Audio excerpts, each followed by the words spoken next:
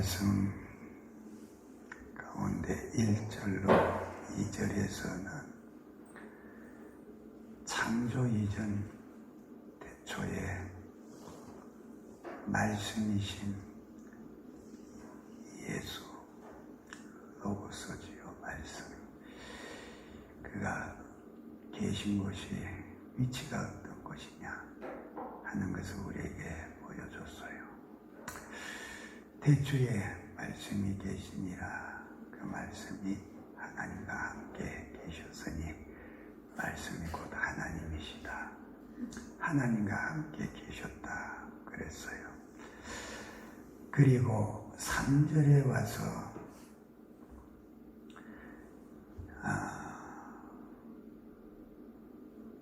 그 말씀을 통한 창조에 대해서 우리에게 말씀해 줬죠. 말씀이 나가니까, 말씀이 역사하시니까 천지 창조가 다 이루어지는 것을 우리가 창세기에서부터 보는데, 거기에 말씀만 있었지 다름은 아무것도 없었어요. 무슨 재료를 가지고 뚝딱거리고 만든 게 아니고 오직 말씀만 있었어요. 그래서 그로 말미암아, 3절에 보면은 그로 말미암아, 이 말미암아는 그를 통하여 그런 뜻입니다. 그를 통하여, 그를 그치지 아니하고서는 만물이 만들어지지 아니했다. 그러니 모든 창조의 역사는 말씀으로 이루어진 것이다. 그래서 말씀이신 예수 그리스도가 모든 만물을 창조하신 창조주로서 역사하셨다. 그렇게 우리에게 증거해 주고 있어요. 그래서 그로 말미암아 지음받았으니 지은 것이 하나도 그가 없이는 된 것이 없다. 만일에 말씀이 없었으면 아무것도 지을 수 없고 창조되어질 수 없고 존재될 수가 없다고 하는 겁니다. 그리고 오늘 우리가 또 새롭게 읽은 말씀 4절에 와서는 인생들에 대해서, 그 실존에 대해서 말씀을 하고 있지요. 타락 전에 인생들이 어떠한 상태로 있었는가 하는 것을 여기에 말씀을 해주고 있어요. 그 안에 생명이 있었으니 생명 사람들의 빛이라. 생명이 있는 존재로서 그렇게 인생들이 가장 복된 모습으로 있었다. 근데 5절에 와서 빛이 어둠에 빛이 되어 어둠이 깨닫지 못하더라 그랬어요. 이 말은 인생이 4절과 5절에서 인생들이, 사람들이 그 처해 있는 상태가 완전히 다른 것을 보여주고 있어요. 타락 이전에 그들은 어떤 상태에 있었냐? 근데 5절에 벌써 타락되어져 있는 인생 그 존재성이 얼마나 비참하고 얼마나 슬픈 존재인가 하는 것을 5절에서 그대로 보여주고 있죠. 그래서 우리가 오늘 이 일에 대해서 창조가 되어진 사건 이후에 그 창조 속에서 사람을 지으셨는데, 이 사람을 지으실 때에 그냥 한 창조물의 한 부분으로서 지으신 것이 아니고 하나님은 뚜렷한 목적을 가지고 우리 인생을 지으셨다. 그래서 처음부터 쭉 창조되어진 모든 과정에 나타나는 것들이 오직 마지막에, 창조의 마지막에 지으신 우리의 모양과 형상을 따라 우리가 사람을 만들자. 바로 이것을 위해서 모든 것을 준비해 두시는 과정이었다 하는 것을 우리가 알게 되지요. 하나님의 모양과 형상을 따라 사람을 만드실 때에 흙으로 우리 인체를 지으시고 그에 생기를 불어넣어서 생명이 되게 하셨으니 생명이 되어졌다. 살아있는 영적인 존재가 되어졌다. 육체를 가지고 있지만 그 안에 영혼이라고 하는 영적인 존재를 가지고 있는 그와 같은 존재, 그것이 사람이다. 그래서 사람은 어떤 거냐? 육체와 더불어 영혼이 있는 존재다.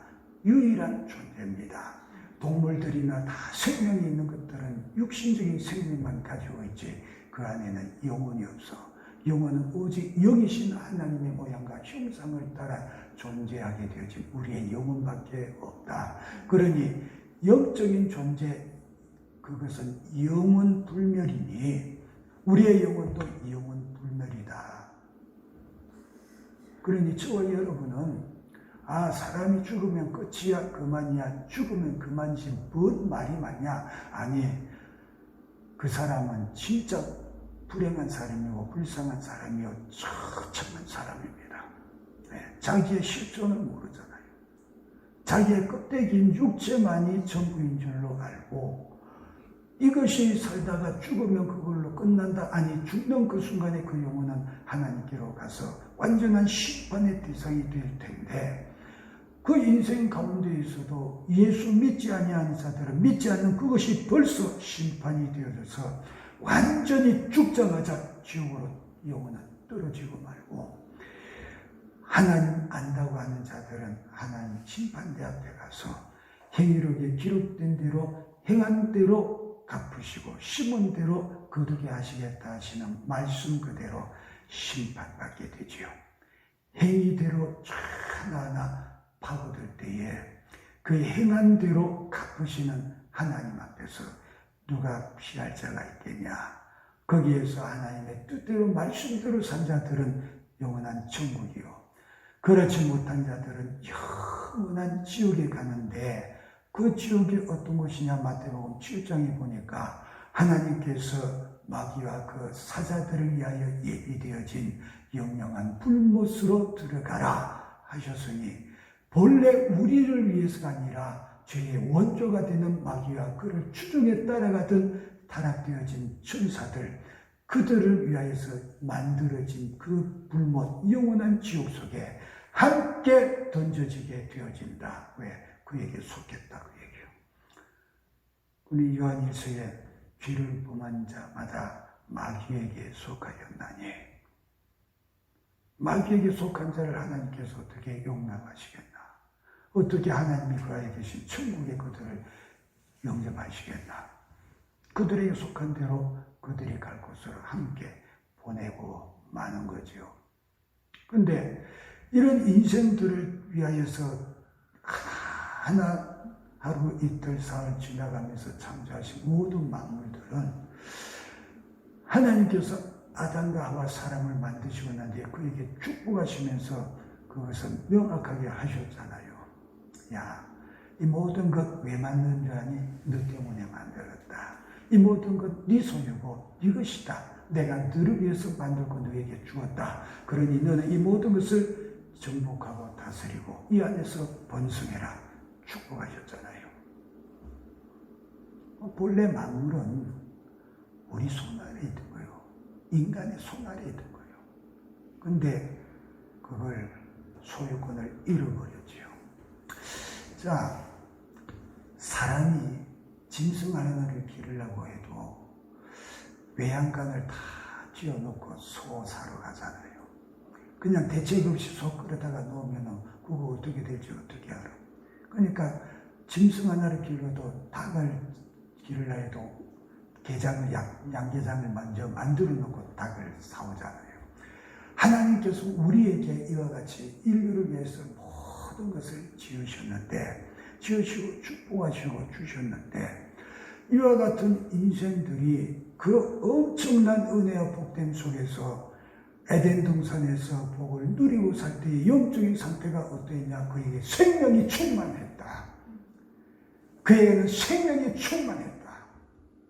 그런데 5절에 보니까 빛이 어둠에 빛이 돼 어둠이 그를 어떻게 했다? 깨닫지 못했다. 이것이 바로 타락하여서 어둡게 되어진 인생들의 모습이다. 상태다. 그것을 지금 가르쳐 주고 있는 겁니다. 그런데 보세요. 4절에 그 안에 생명이 있었으니 그가 누굽니까? 빛이요. 말씀이잖아요. 앞에 말씀에 대해서 말하고 있습니까? 말씀 그 안에 생명이 있었다. 근데 그 말씀이 로고스가 누구라고? 말씀이 육신이 되어 우리 가운데 거하시며 우리가 그의 영광을 보니 독생자의 영광이여 은혜와 진리가 충만하더라. 14절에 우리에게 증거해 주고 있지요. 그 말씀이 독생자 예수 그 안에 뭐가 있어? 생명이 있다 그랬습니다. 그 말은 뭐냐? 그가 창조주로서 모든 생명의 주관자여 생명의 부여자다 그 얘기예요. 창세기 보니까 동물들을 지으시고 물속에 있는 물고기 모든 생물을 지으시고 공중에 나는 모든 날짐승들을 지으시고 또 식물들을 다 지으시고 초목이 다 나게 만드시고 그것들이 다 생명이 있어서 번성하고 씨를 뿌려서 꽃이 피고 씨를 뿌려서 번성해 가고 생명이 있기 때문에 그렇다. 그런데 그 생명을 누가 주었냐? 어디에서 나온 생명이냐? 창조주에게서부터 받은 생명이다. 그러니 창조주 그는 생명의 주관자요 생명의 부여자가 되어진다. 그가 바로 말씀이시다 그 얘기요. 말씀이 나가니 창조가 이루어졌고 창조되어질 때 그게 생명이 있었으니 누가 그 생명을 부여했느냐? 창조하신 말씀이 생명을 주셨다. 그래서 말씀이 육신이 되어 우리 땅에 오신 예수께서 우리에게 당당하게 말씀하셨잖아요. 내가 곧 길이요 진리요 생명이다. 내가 생명이다. 내 안에 생명이 있다. 내 안에 생명이 있어서 내가 너희에게 생명을 줄 수 있다. 생명의 주관자요 생명의 주인이기 때문에 너희들에게서도 생명을 빼앗을 수 있다. 자기 자신의 목숨까지도 그럴 권세가 있지요. 내게서 내 생명을 빼앗는 자가 있는 것이 아니요 내가 내 생명을 스스로 버리노라. 나는 내 목숨을 버릴 권세도 있고 도로 찾을 권세도 있느니라. 유일한 창조주 하나님이시기 때문에 그렇게 하실 권세가 있다 그 얘기죠. 누가 있어서 자기의 목숨을 버릴 권세가 있고 찾을 권세가 있겠어요? 자기 목숨을 버려서 죽었으면 그걸로 끝나버리는데 도로 그 생명을 찾아와서 다시 살아날 수 있다. 하나님만이 하실 수 있는 거예요. 생명의 주관자시기 때문에 그리할 수 있는 거예요. 그 창조주가 말씀으로 만물을 창조하시니 그에게서부터 만물이 지음받으며 생명을 부여받아 그 생명력으로 약동하고 그 생명의 약동함을 가지고 번성하고 번성하게 되어지더라. 그러니 그 안에 생명이 있다. 그 안에 생명이 있대요. 말씀 안에 생명이 있어요. 오늘 말씀으로 주어진 기록되어진 이 말씀도 로고스시고 이 말씀이 육신이 되어 우리 가운데 현현하신 그분이 예수 그리스도신데 기록되어진 이 말씀도 여전히 하나님이시오. 이 말씀도 여전히 우리에게 생명이 되어지신다. 그러니 보세요.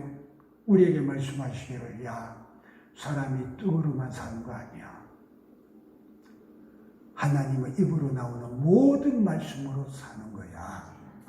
그러니까 우리가 인생이라고 하는 이 존재가 내가 이 땅을 살아갈 때에 나라는 존재 안에 영혼이 결합되어 있어서 내 안에 있는 영혼도 내 육체와 같이 먹고 살아야 될 거 아니에요. 왜? 생명이니까.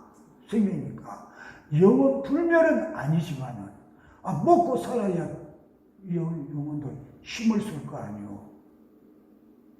그런데 사람이 자기 육신만 있는 줄 알고 하나님은 모른 채 부지런히 육적인 음식만 구하고 그것만 먹는 데 집중하면서 살아간다. 그럼 육신의 생명력을 유지하면서 살 수가 있지요. 살 수 있는데 내 안에 있는 영혼은 뭐냐? 아무것도 공급받지 못해서 하나님과의 관계는 완전히 단절되어져 영적으로 죽어 있는 상태. 그 가운데서 아무것도 공급받지 못하고 있으니 이 영혼은 안에서 탄식하며 육신이 생명에 끝나는 날 내 육신의 모든 것을 장악하고 이 세상의 권세 잡고 육신을 미워하여 끌고 다니며 지중해 뒹굴리던 마귀의 손에 끌려서 영원한 지옥으로 저항 한번 못 해보고 들어가게 되어진다. 정말로 비참할 수밖에 없죠. 영혼은 그렇게 되는 거예요. 그러나 하나님 앞에서 살아있는 영혼이라면 하나님의 입으로부터 나오는 그 말씀을 먹어야 된다. 그것만이 그 영혼의 생명 양식이 되어지니까 육신으로 먹는 것은 아무 의미가 없어. 육체는 피둥피둥 살찌울지 몰라도 내 영혼에는 아무 소용이 없어. 그래서 우리에게는 실현적으로 두 가지 양식을 다 먹어야겠다. 내 육신을 위해서 떡을 먹어야 되고 내 영혼을 위해서 하나님의 입으로부터 나오는 모든 생명의 말씀을 먹어야 된다. 그렇기 때문에 주님이 말씀하셨잖아요. 야, 나는 육신을 입고 있다면 하나님의 말씀이야. 나는 육신을 입고 온 말씀이야. 그런데 너희들은 육신을 위한 떡만 가지고 살려고 하나요? 아니야. 말씀을 먹어야 되니 내 살을 받아 먹어. 내가 너희들을 먹여 살기 위해서 내 살을 주어서 먹고 살기 위해서 왔어. 그러니 내 살을 받아 먹어. 말씀을 받아 먹어. 영혼의 생명 양식을 받아 먹어. 너희 영혼들이 강건하여 사는 자가 되어져. 그래야 산다. 영생을 취하라. 그렇게 애절하게 고소하셨죠. 그래서 오직 말씀이신 그분 안에만 생명이 있고 이 생명을 우리가 받아 취해야 살아갈 수 있다. 이 생명은 영원한 생명이요. 영원한 생명이요. 육체는 7, 80년 살다가 죽어서 끝나버려요. 완전히 끝나버리죠. 없어지고 말아요. 그러니 이 육체를 위해서 아무리 호의호식하고 별짓을 다 하면서 우대해줘도 죽는 순간에 이 육체는 내 영혼에 아무것도 도움이 되지 않고 끝나버린다. 근데 이놈의 육체가 살아있는 동안에는 우리 영혼을 얼마나 압박하고 핍박하고 구박합니까? 어떻게 하든지 내 영혼은 하나님을 향하여 나아가고 살아보려고 하나님의 말씀을 먹고 그 말씀대로 순종하여 살아보려고 온갖 몸부림을 다 쳐보려고 하지만은 이놈이 자기의 정욕과 욕구, 충족의 요구를 가지고 얼마나 결박하고 얼마나 엇박하고 얼마나 구박하면서 내 영혼의 삶을 가로막고 있냐. 내가 그러고 경건하게 사는데 가장 해방거리는 누구냐? 누구도 아니고 자기 자신의 육체입니다. 이놈이 요구하는 대로 계속해서 야 피곤한데 자자 기도해야 돼. 아니야 피곤하니까 자야 돼. 육신의 그 요구에 지면 기도 못하는 거지. 기도 못하는 거지. 야 배고픈데 먹자. 그럼 먹어. 먹는데 야 빨리 먹고 가서 기도하자. 야 맛있는 거 어디에 있는데 그거 먹으러 가야지. 그러고 30분 1시간 차 타고 달려가. 그럼 육체의 그 요구에 또 지면 기도하지 못하는 거지. 말씀대로 걸어가고 경건하게 살아보려고 정말로 애쓴다고 할지라도 걸어가고 경건한 삶을 계속해서 차단하고 막으면서 그렇게 살지 못하게 가로막는 것은 전적으로 내 육신의 요구요. 사치향락하지 말아라. 계시록에 보니까 엄중한 하나님의 경고의 말씀이 나오지요. 야 사치향락하는 것들아 그 중에 너희 가운데 내 백성이 있거든 빨리 거기서 나와라. 내가 마지막 바벨론을 심판하여 멸망시킬 것이니 그 안에서 사치 향락 중에 있는 자들 중에 내 백성이 있거든 빨리 나와라. 하나님의 백성은 사치 향락해서는 안 돼. 그런데 좋은 것, 더 좋은 것, 더 좋은 것 찾아서 계속해서 그렇게 끌려간다. 그 욕심이 성장되어지면 어떻게 돼요? 욕심이 잉태한 적 죄를 낳고 죄가 장성한 적 사망에 이른다. 죽는 길로 가고 있다 그 얘기죠. 근데 이놈의 육신의 요구가 내 영혼의 욕구를 이기게 되어지면 계속해서 사망길로 끌려갈 수밖에 두이냐. 내 영혼의 삶을 방해하는 최고의 적은 밖에 있는 누구도 아니고 환경도 아니고 나 자신이다. 그러니 자기의 육체를 어떻게 해야 되냐. 복종시키고 날마다 죽여야 된다. 갈라디아서 5장에서 그렇기 때문에 참된 그리스도 예수의 사람이라면 그 육체와 더불어 정과 욕심을 십자가에 못 박아 버렸느니 왜 못 박아야 되냐? 네 영혼의 욕구를 언제나 이기는 자가 되게 해라. 네 육신의 요구를 철저하게 십자가에 못 박아 죽이고 네 영혼이 사는 자가 되어져라. 그 얘기죠. 근데 그 생명력을 공급하시는 이가 누구시냐? 그 안에 생명이 있었으니 오직 생명의 공급자는 말씀밖에 없다.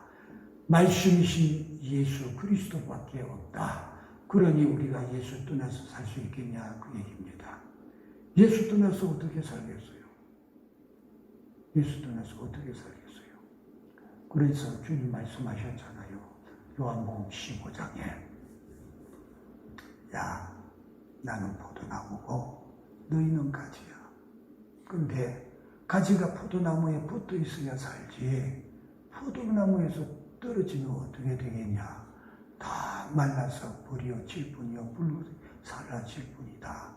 그러니 너희들은 항상 내게 붙어 있어서 내게서 생명을 공급받고 내게서 능력을 공급받고 내게서 모든 신령한 것들을 공급받아서 너희 삶에 있어서 저절로 풍성하게 결실하는 자가 되어져라. 나에게서 공급받으면 너희에게 풍성함이 있다. 그렇게 말씀을 하시잖아요. 근데 예수에게 떨어져 있다. 그럼 죽는 것밖에는 남는 것이 없지 않냐 그 얘기입니다. 그런데 우리 주님은 이렇게 창조주로서 생명의 부여자요 생명의 공급자가 되어주시는데 마귀는 생명의 공급자가 아니에요.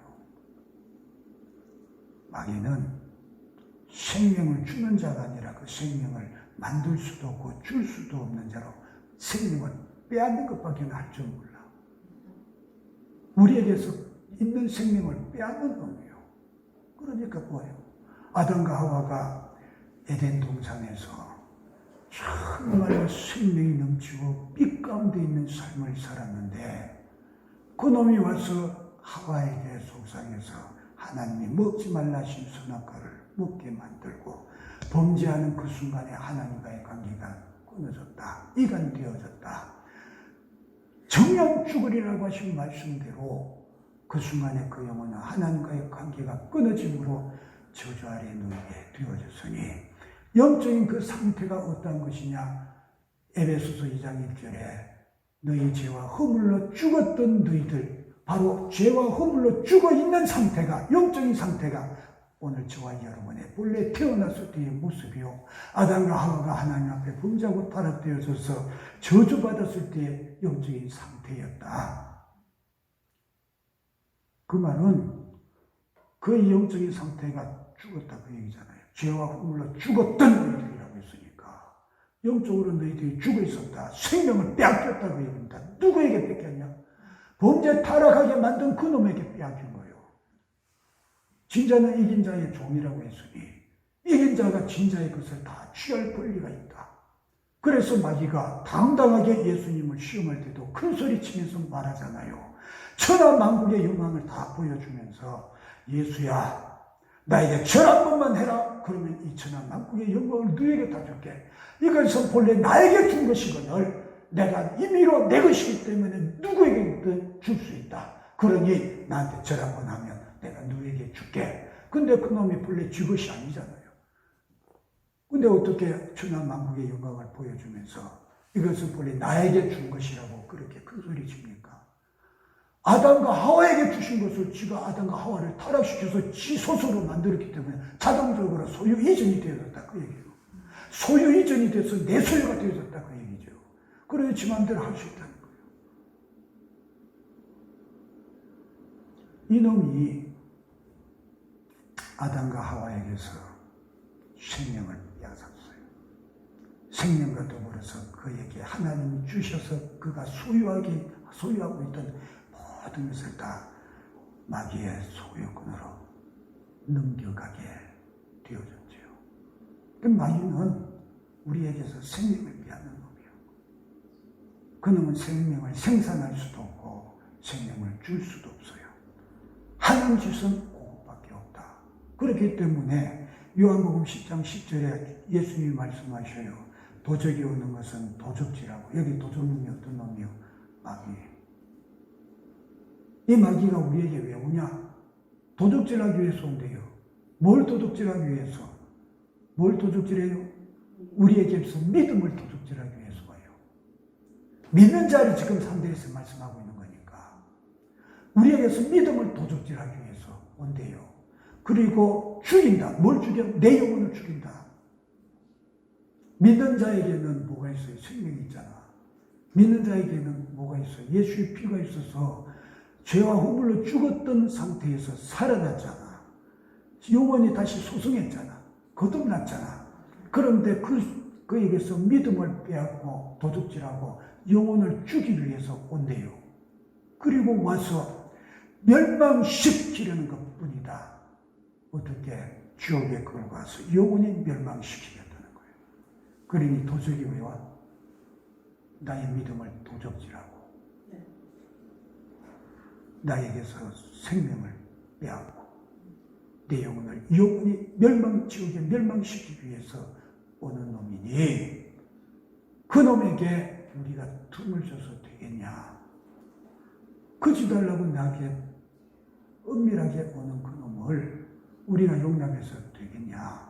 그 놈이 가지고 오는 게 뭐냐? 항상 사람을 죽이는 독과 같은 죄를 가지고 오니까 우리가 그것에 당해서는 안 된다. 각성하라 그 얘기요. 조심하라 그 얘기요. 근데 도적인 마귀는 이렇게 목적성을 가지고 오는데 예수님은 무엇을 위하여서 이 땅에 육신을 가지고 오셨냐? 거기에 계속해서 말씀하시기를 내가 온 것은 양으로 생명을 얻게 하고 더 풍성히 얻게 하려 함이라. 아멘. 그의 피로 모여든 그의 양이 되어진 영혼들을 생명을 주고 더 풍성한 생명으로 넘치게 하기 위해서 오셨대요. 그러니 마귀와 주님이 이 땅에서 역사하시는 목적은 전혀 반대가 되어지지요.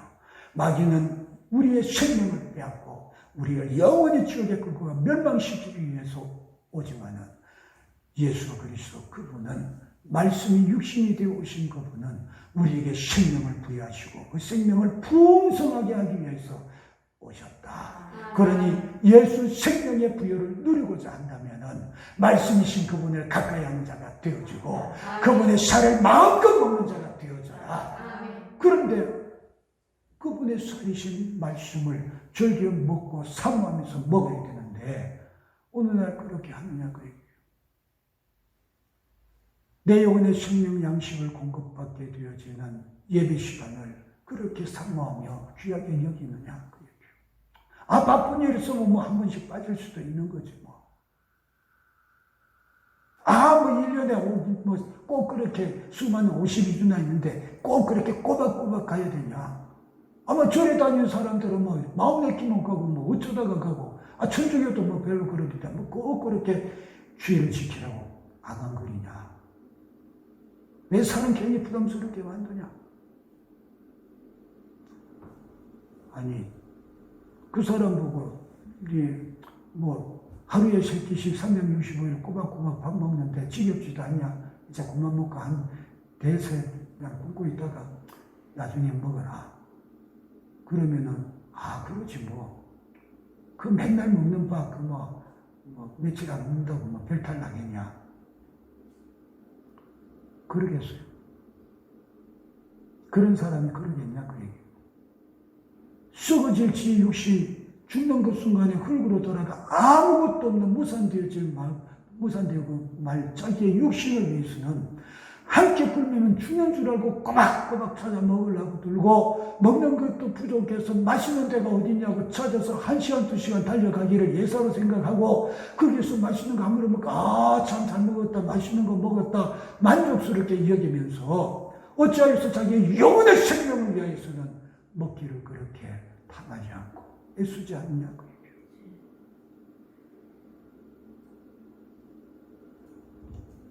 그 사람이 믿음의 사람이겠냐?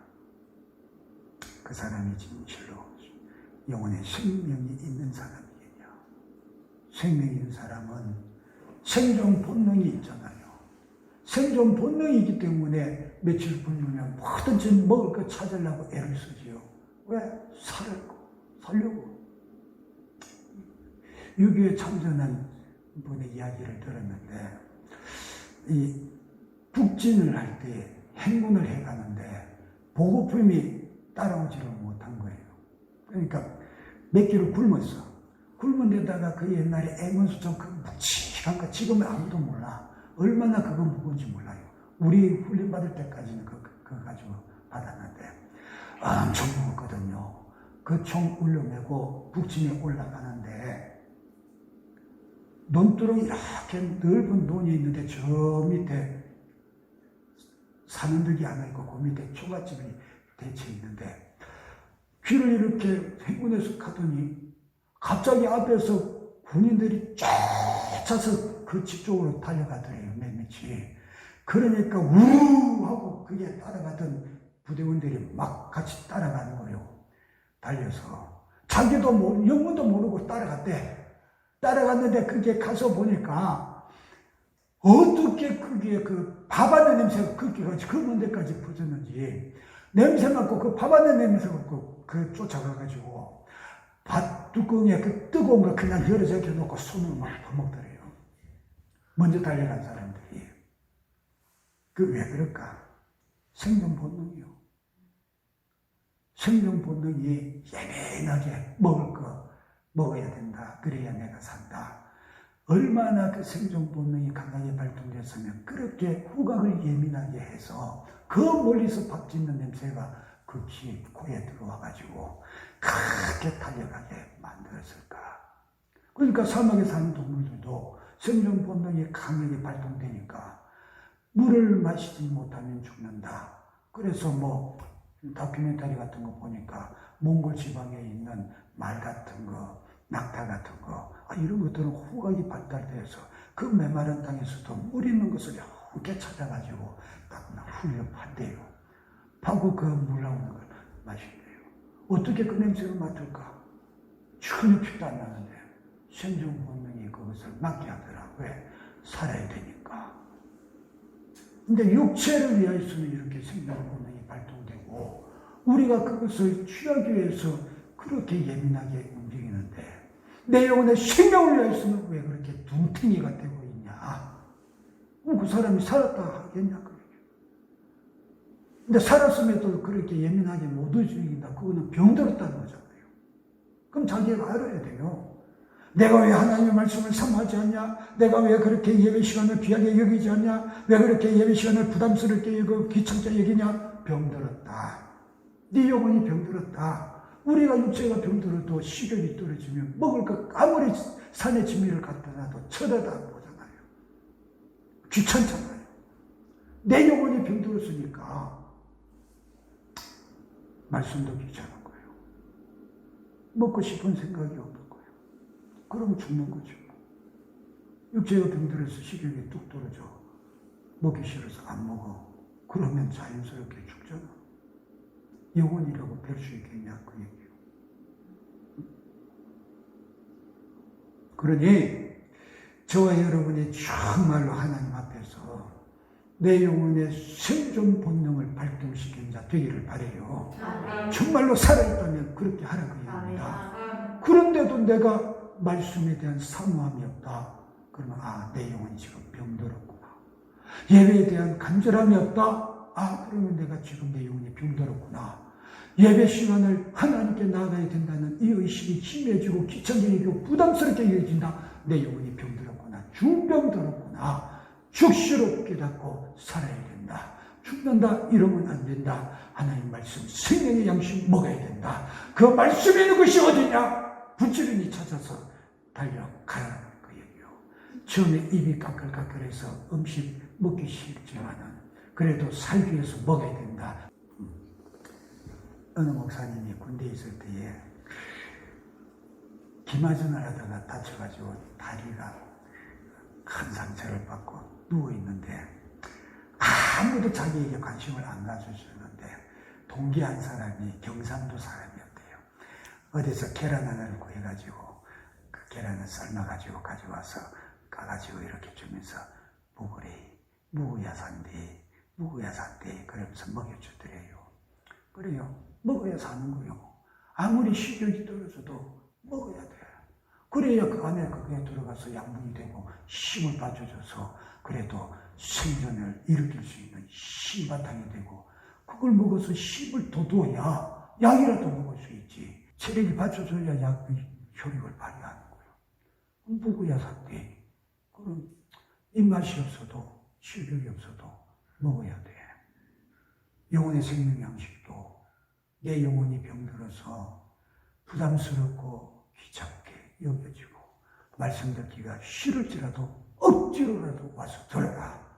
말씀 들을 때마다 아멘으로 받아라. 아멘. 내 영혼이 확실하게 먹게 만들어라. 아멘. 그래야 살 거 아니에요.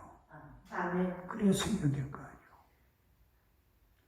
그 말씀 속에서 내게 생명을 부여하시는 오직 로고스 말씀 되시는 예수밖에 없다. 아멘. 육신 있고 우리 가운데 오셔서 생명을 부여해 주셨던 예수밖에 없다. 아멘. 그러니 그의 말씀을 뜨겁게 삼는 자가 되라 그 얘기예요.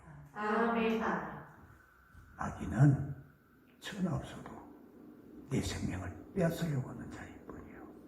생명을 주시는 예수밖에 없으니, 그래서 여기에서 그 안에 생명이 있다고 말하잖아요.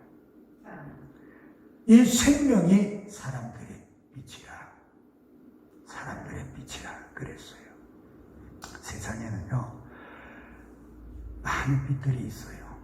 많은 빛들이 있어요. 달빛도 있고 전등빛도 있고 햇불도 있고 많은 빛들이 있어요.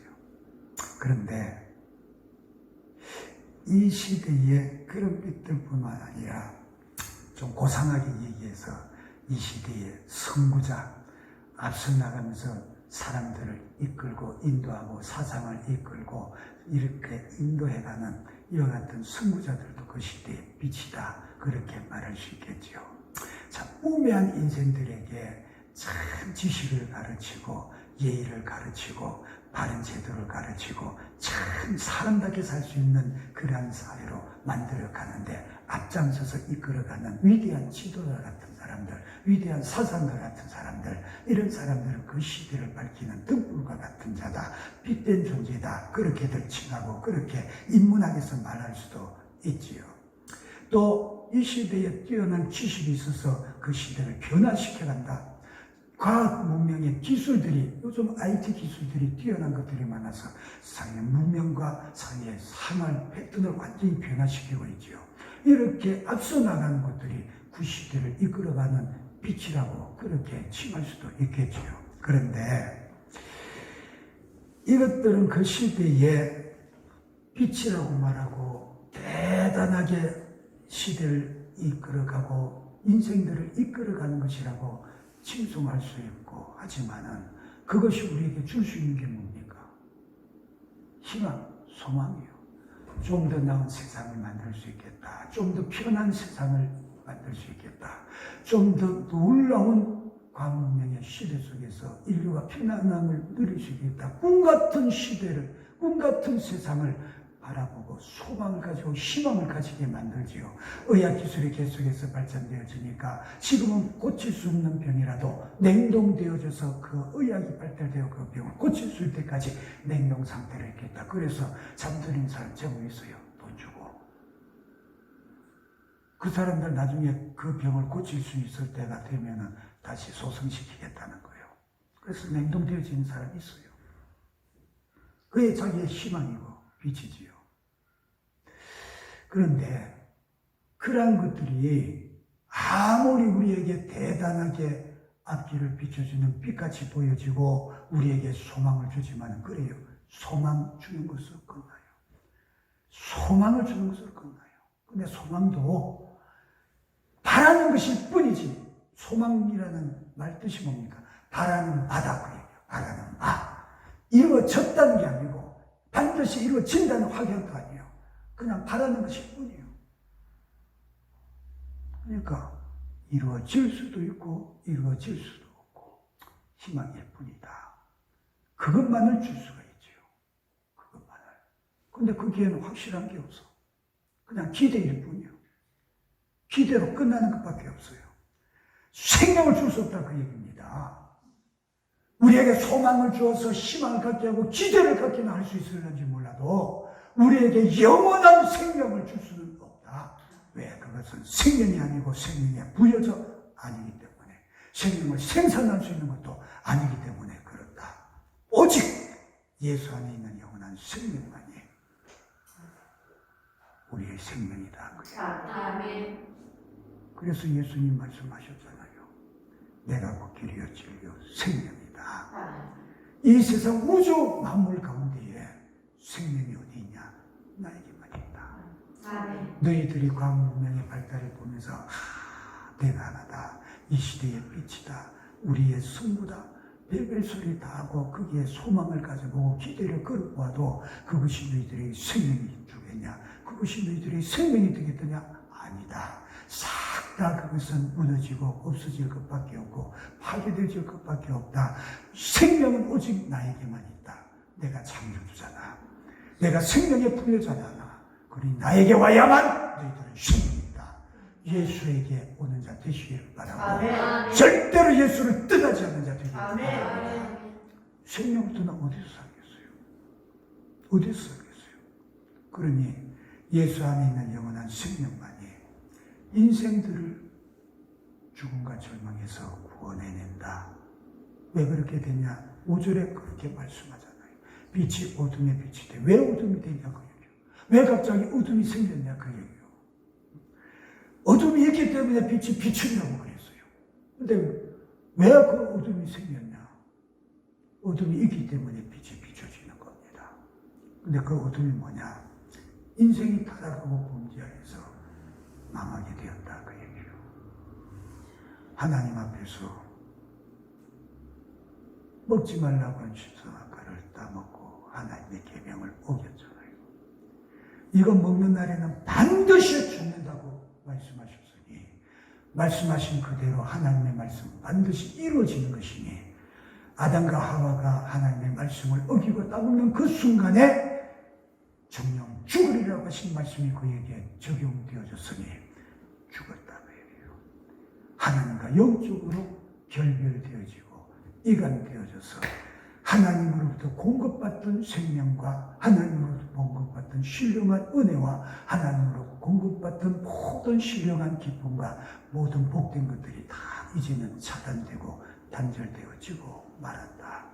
그러니 그에게 자동적으로 주어지던 영육간의 모든 복된 것들이 다 철폐되어지고 회수되어지고 압수되고 말았으니 이제는 그가 스스로 살아야 된다. 그러니 에덴 동산 밖으로 내어 쫓김을 받을 때 하나님이 그에게 저주하여 말씀하시기를 이제는 땅이 너에게 가시와 엉겅퀴를 낼 것이요 너는 이마에 땀이 흘러야 비로소 먹고 살 수 있으니 땀이 흘러야 수고하고 애를 써야 겨우 네 입에 불칠하면서 생존할 수 있는 것을 먹고 살게다. 그것이 그렇게 되어졌다 그 얘기죠. 그러니 그 인생이 빛이겠습니까? 밝음이겠습니까? 생명이겠습니까? 영적인 생명, 영혼의 생명은 빼앗겼어. 이미 죽었어. 이제는 육체의 생명이 생존한 기간 동안 살다가 죽을 날을 기다려야 돼. 근데 그 인생길이 육신으로 살아 생존하는 그 기간이 계속해서 가시와 엉겅퀴를 밟는 고생과 고통의 세월이요. 이마에 땀이 흘러야 수고해야 먹고 사는 것이니 아이고 불안당들 땀 안 흘리고 도둑질해서 먹고 사는데 아니 그들도 땀 흘리잖아요. 도둑질하는 게 그냥 됩니까? 머리 쓰가면서 도둑질해야지. 겁을 바짝바짝 내고 긴장해가면서 남의 것 들어가서 훔쳐내야 되는 거지. 그러니 그 사람들도 수고 많아요. 수많은 범죄자들 그 사람들도 나름대로 다 수고가 많아요. 그 수고 가지고 먹고 살아요. 나름대로 이마에 땀 흘린다 그 얘기예요. 죄를 지어서 그렇지. 그렇게 해서 먹고 살지만은 그의 모든 육신의 삶도 어둠이잖아요. 그게 무슨 복이 있어요? 그게 무슨 행복이 있어요? 행복 없어요. 이 땅에서는 우리가 행복을 찾으려고 한 착각을 버려야 돼요. 돈이 많으면 행복하겠다. 권력이 있어서 마음대로 하면은 행복하겠다. 많은 지식을 가지고 학문을 가지고 명예를 얻으면 행복하겠다. 아, 그것이 인생 사는 살이 한 번 사는 인생의 보람이 되지 않겠냐. 이름을 남기는 유명세를 가지고 이름을 남기는 사람이 되어지면 후세에 이름을 남기는 얼마나 복되고 얼마나 좋은 것이냐. 벨벨 소리 다 해도 소용없어요. 후세에 이름 남긴다고. 아니, 남긴들 그 사람 이름 누가 얼마나 기억을 해줍니까? 아, 소크라테스 이름 남겼지요. 뭐 공자 이름 남겼지요. 오늘날 그 사람들 이름이 많은 사람들에게 회자되고 있지요. 엎조리어지고 있지요. 그런데 뭐 어쩌라고. 그 사람들 이름이 유명해서 인류에게 많은 영향을 미쳤다고 수많은 사람들 입에서 엎조리어지고 그 이름이 불려진다고 한들 그 자신에게 무슨 유익이 있겠냐. 이미 죽어서 지옥 가 있는데 불릴 때마다 그 사람의 고통이 경감됩니까? 불릴 때마다 그 사람이 지옥 고통 속에서 물 한 방울이라도 자기를 얻게 됩니까? 어림없어요. 아무것도 없어요. 그것마저도 주님 재림하셔서 심판하시는 그날 베드로에서 보니까 하늘이 말리는 축과같이 말려지면서 불타버릴 것이고 땅은 다 녹아서 없어질 것이라고 했으니 무슨 소용이 있어요? 그나마 남겨진 이름조차도 무슨 소용이 있어요? 불탄과 함께 다 없어질 건데 헛수고하지 말아라 그 얘기예요. 헛수고하지 말아라. 그런데 그 헛수고를 위해서 몸부림치며 산 사람들이 얼마나 많으냐 그 얘기입니다. 안타까운 일이죠. 그러나 저와 여러분은 영원한 생명을 얻은 자요 생명을 가진 자가 되어졌으니 얼마나 복된 사람이냐. 그런데 이 복을 복을 알지 못하니 문제 아니요. 이 복된 것을 복된 것으로 여기고 감사할 줄 모르니 그게 문제 아니냐 그 얘기입니다.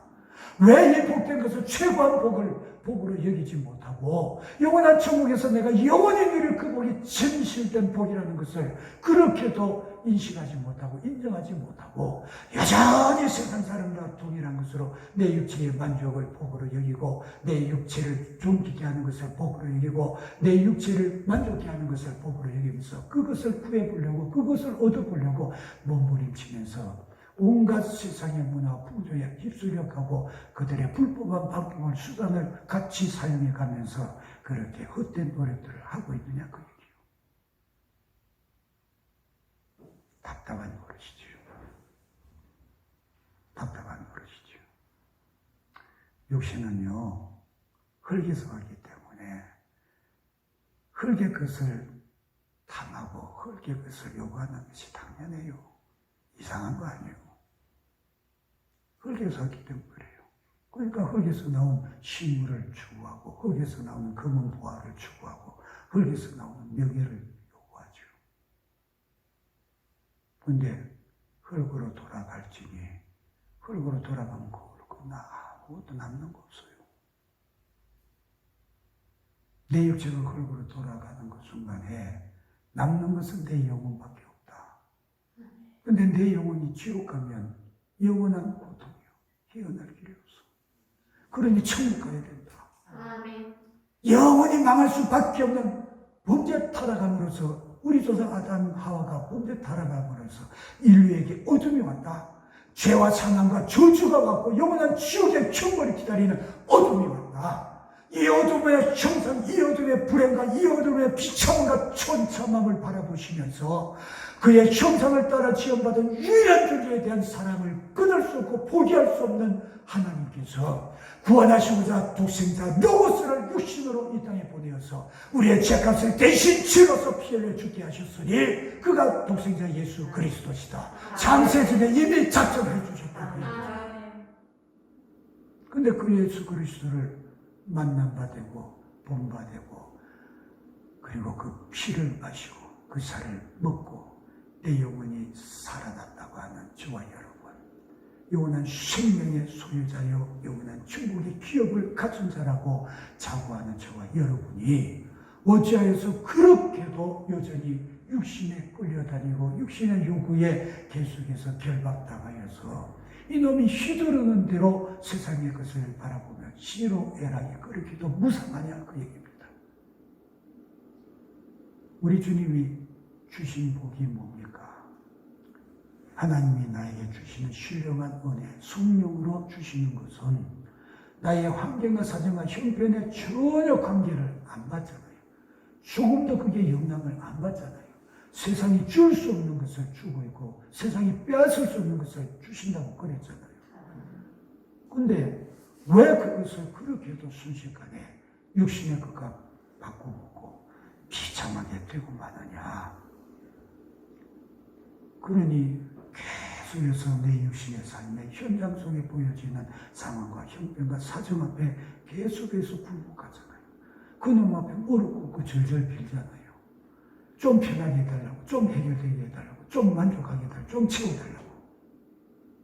우리의 모든 요구는 하나님으로 공급하심을 받아라. 아멘. 하나님으로 공급받아야 된다. 아멘. 세상에 주는 것은 전부 다 마귀의 것이요. 그렇기 때문에 육신적으로 요구되어지는 것은 세상적인 것이요 마귀적인 것이다.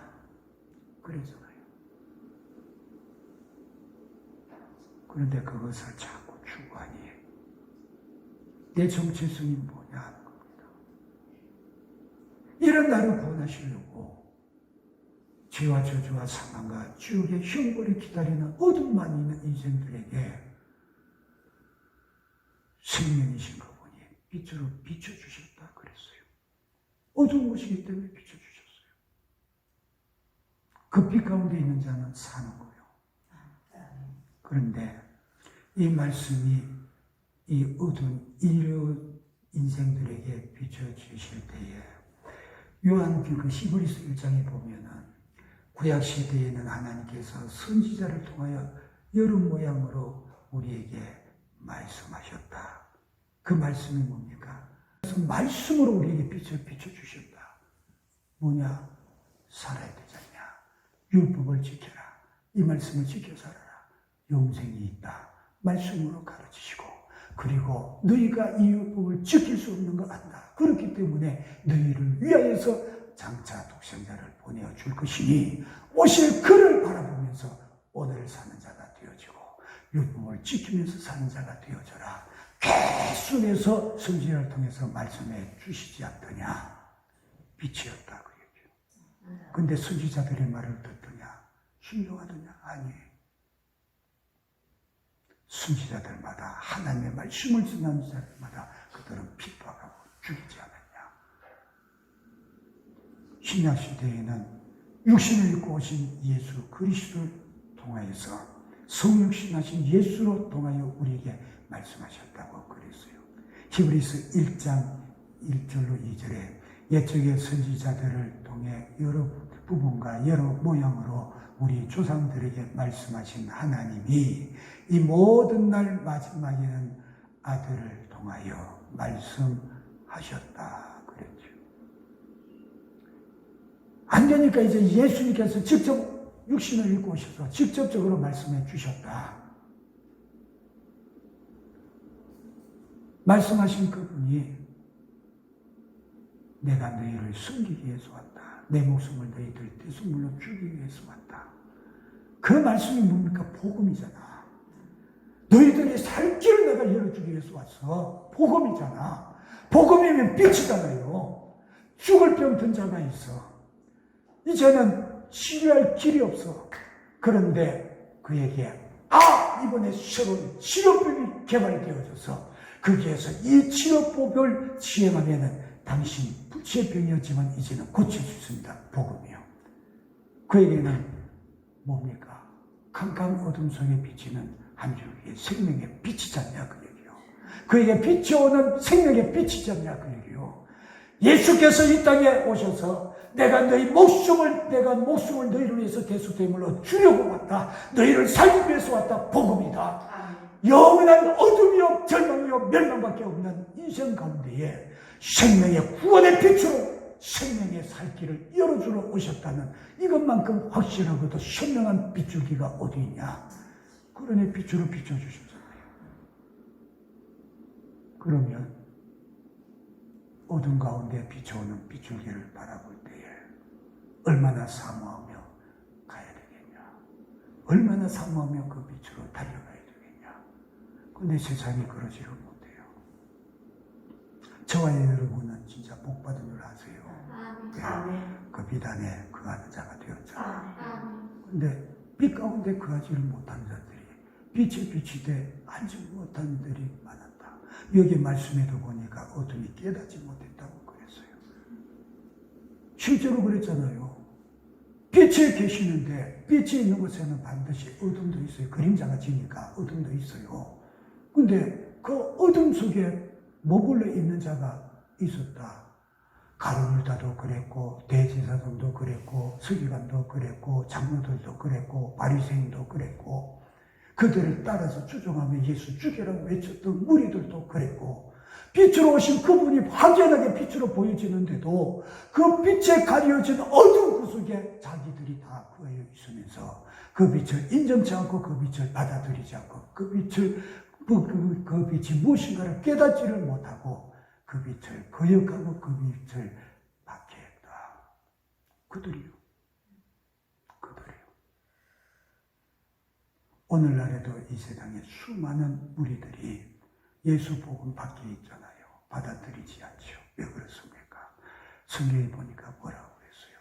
공중자군, 권세자군, 마귀가 예수 그리스도의 영광의 복음의 광채가 그 영혼에 비치지 못하도록 가로막고 있다 그랬어요.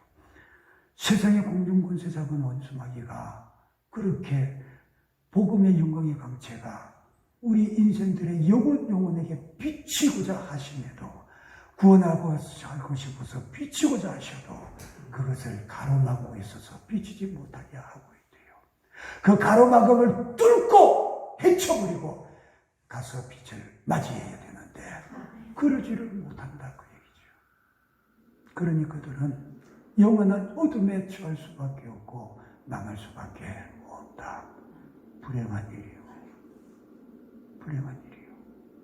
그러니 슬픈 애가가 될 수밖에 없어요. 5절 말씀 다시 보세요. 빛이 어둠에 빛이 돼 어둠이 깨닫지 못하더라. 깨닫지 못하는 어둠에 속한 자들, 그 영혼들이 슬픈 것들이요. 참 슬픈 거예요. 지금도 생명의 소성함을 얻지 못하는 것이 불행이요 고통이요 슬픔이지만 장차 영원한 지옥에 돌려져서 영원한 고통 속에서 애절하게 비명을 지를 때에 그 슬픔이 어떠할까? 그 슬픔이 어떠할까? 그래서 5절은 범죄 타락한 어둠에 처해 있는 인생들의 슬픈 노력, 그들의 애절하고 슬픈 상태를 이야기하고 묘사해주고 있는 슬픈 노래 가사요. 이 말씀의 의미가 나에게 부닥쳐올 때에 우리는 예수 믿는 내가 얼마나 복된 것인가, 복된 사람인가, 복받은 사람인가 하는 것이 확실하게 느껴지게 되어질 것이니 이것이 느껴지면 질수록 전율할 수밖에 없다. 이 은혜에 전율할 수 있는 저와 여러분 되기를 바랍니다. 그냥 무심하게 그런 것이구나. 아, 독생자 예수가 피 흘려 죽어주셔서 내 죄 사해 주셨구나. 내가 어쩌다가 보니까 예수 믿어서 구원받았구나. 잘됐네, 감사하네, 뭐. 그 사람은 미안하지만은 자기가 진짜 예수 믿는 사람인가 엄밀하게 점검해 볼 필요가 있어요. 죽을 수밖에 없는 존재가 살았는데 감격이 그 정도냐? 감사함이 그 정도냐? 아무리 감정이 메말르기를 서니 그럴 소냐? 그건 감정 없는 거잖아요. 아, 죽은 놈 건드려봐요. 무감각이지. 그와 똑같은 거예요, 그거. 지식적으로 복음을 받고 지식적으로 믿고 있다고 해서 지식적으로도 감사하고 지식적으로도 감격하고 말은 할 수 있어. 근데 그 심령이 아니잖아요. 돌덩이 같이 딱딱하게 굳어 있고 메말라 있다면 그에게 생명이 있겠냐, 그 얘기는. 생명이 있으면 반응이 있어요. 생명 대신 되신 예수, 그의 말씀이 사모되는 자는 생명이 있는 자이니 그 생명의 생존 본능을 부여잡고 생명 주시는 주님, 생명 되시는 주님께 가까이 나가기를 몸부림치며 힘쓰는 저와 여러분 되기를 바랍니다. 아멘. 날마다 거룩한 경건으로 그렇게 주님께 가까이 나가시는 저와 여러분 꼭 되기를 주님의 이름으로 축복합니다. 아멘.